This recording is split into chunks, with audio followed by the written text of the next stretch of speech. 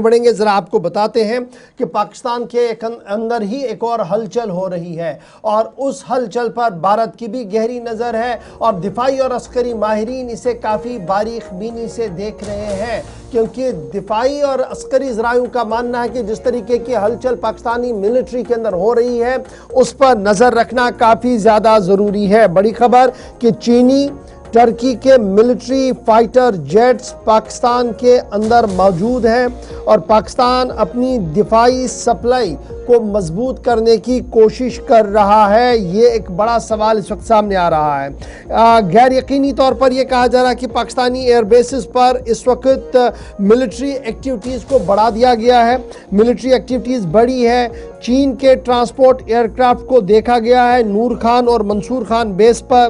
Turkey military air transport aircraft को भी यहाँ पर ट्रैक किया गया है और गुज़श्ता 60 घंटों के दौरान एयरलिफ्ट ये जो पूरा मामला है मिलिट्री एयरलिफ्ट्स का, ये मुसलसल बढ़ रहा है और पाकिस्तान मुसलसल इस पर खामोश भी है। ताहम सेटेलाइट इमेज से साफ दिखा रही है कि चीनी और टर्की के जो दिफाई फौजी साजो सामान लेकर जहाज़ हैं वो मुख्तलिफ हैंगर्स पर नज़र आ रहे हैं। भारत क्लोजली इस तमाम चीज़ को देख रहा है और पाकिस्तान की तरफ से ये साफ कर दिया गया है कि तुर्की और चीन के साथ जो डिफेंस कोऑपरेशन है उसी का ये नतीजा है कि यहाँ पर ये हलचल चल रही है। लेकिन इस बीच कल हमने एक और ख़बर भी देखी थी कि जब एयर स्पेस को एक बार फिर बंद कर दिया गया था और ये साफ कर दिया गया था कि कुछ मिसाइलों का टेस्ट करना है। लेकिन इस बीच ये जो नई खबर सामने आ रही है कि बड़े पैमाने पर इस वक्त जहाज़ों को देखा गया है,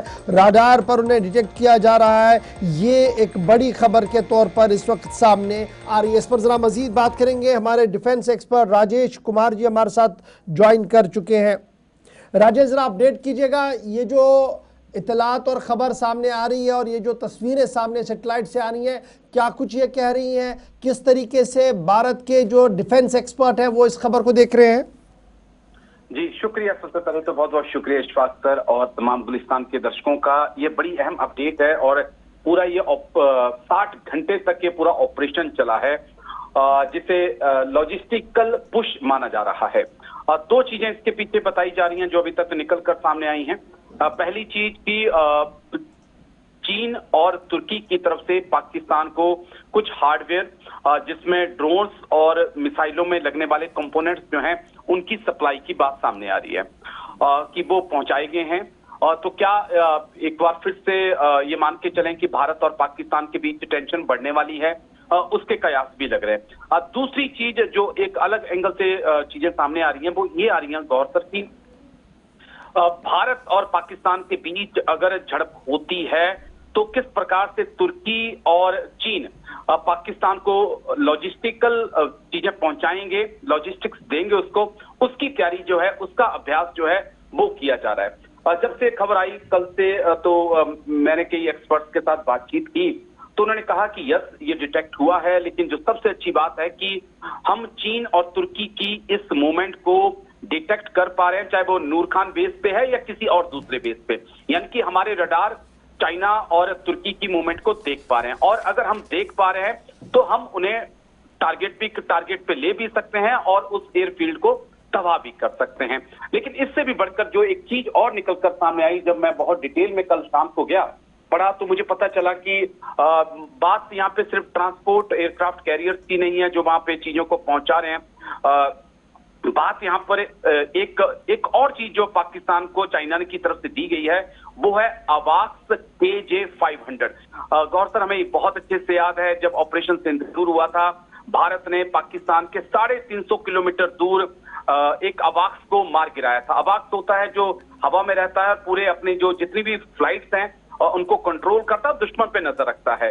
वो पाकिस्तान का तबाह हो गया था। अब खबरें हैं कि चाइना की तरफ से KJ-500 AWACS और JF-16 फाइटर जेट जो हैं उनकी भी पिछले एक हफ्ते के अंदर सप्लाई की गई है। यानी कि जो भारत के लिहाज से अगर हम चीजों को देखें तो अलर्ट रहने की जरूरत है। आने वाले वक्त में पाकिस्तान की तरफ से कुछ ना कुछ गड़बड़ की जा सकती है और भारत फिर से जब अटैक करेगा तो पाकिस्तान उसकी तैयारी करता हुआ यहाँ पर साफ तौर पे नजर आ रहा है। यानी कुल मिलाकर भारत पाकिस्तान के बीच तनाव जो है, लेकिन क्या इसको ऐसे भी माना जाए जो 7 अगस्त को मक्का जॉइंट डिफेंस एग्रीमेंट हुआ था उसका हिस्सा माना जाए, क्योंकि पाकिस्तान कंप्लीटली टाइट लिप्ड है इस पूरे मामले पर, और जो कुछ सैटेलाइट इमेज से सामने आ रही है या कुछ खबरें सामने आई है बस उसी पर सारा है। लेकिन क्या इसको मक्का जॉइंट डिफेंस एग्रीमेंट के तहत भी देखा जा सकता है राजेश जी? जी बिल्कुल, ये जो आपने पॉइंट रेज किया है इस पर भी कल हमने बैठकर रात को थोड़ी बातचीत की एक्सपर्ट्स के साथ कि क्या ये जो मक्का में जिसे हम इस्लामिक नेटो भी कह रहे हैं, इंडिया के अंदर है मुस्लिम नेटो भी कह रहे हैं, क्या उसके तहत चीजों की जा रही है? तो उनकी तरफ से कहा गया कि नहीं। फिर इसके अंदर चाइना का रोल हम कैसे देखें? फिर एक जो एक्सपर्ट से काफी पकड़ रखते हैं पाकिस्तान के ऊपर, तो उन्होंने एक अलग एंगल से चीजों को रखा कि ये जो मूवमेंट हुई है, तुर्की डायरेक्ट ईरान को अपने वेपन्स नहीं दे सकता है। अगर ऐसा करता है तो तुर्की अमेरिका की नजर में आ जाएगा, नेटो की नजर में आ जाएगा, और चाइना भी डायरेक्ट ईरान को अपने वेपन्स नहीं दे पा रहा है। तो ये जो ट्रांसपोर्ट प्लेन्स उतरे हैं वहां पर, उनके जरिए पाकिस्तान के अंदर जो है ड्रोन्स को, मिसाइल के कंपोनेंट्स को उतारा गया है, और वहां से जमीन के रास्ते जो है वो अब ईरान तक पहुंचेंगे। तो ये एक अलग एंगल से चीजों को सामने रखा गया कि बेशक इस जो भी मक्का समझौता हुआ है वो बेशक ये मान के चलें कि ईरान के खिलाफ है, लेकिन ये जो देश हैं वो चोरी छुपे ईरान की मदद भी कर रहे हैं। बेशक वो नाटो में है, लेकिन वो अमेरिका के खिलाफ यहाँ पे कर रहे हैं। चलिए, बहुत बहुत शुक्रिया राजेश जी हमारे साथ ज्वाइन करने के लिए। ये बड़ी खबर जो सैटेलाइट इमेज सामने आ रही है ये कि पाकिस्तान के अंदर जो हलचल बढ़ी है डिफेंस को लेकर, और ये जो जहाज़ों का आना जाना है इसको 2 एंगल से देखा जा रहा है। पाक भारत कशीदगी भी एक एंगल है और दूसरा एंगल इसका ईरान भी है। अब देखना होगा कि आने वाले दिनों में ऊंट किस करवट बैठता है। चलिए जनाब।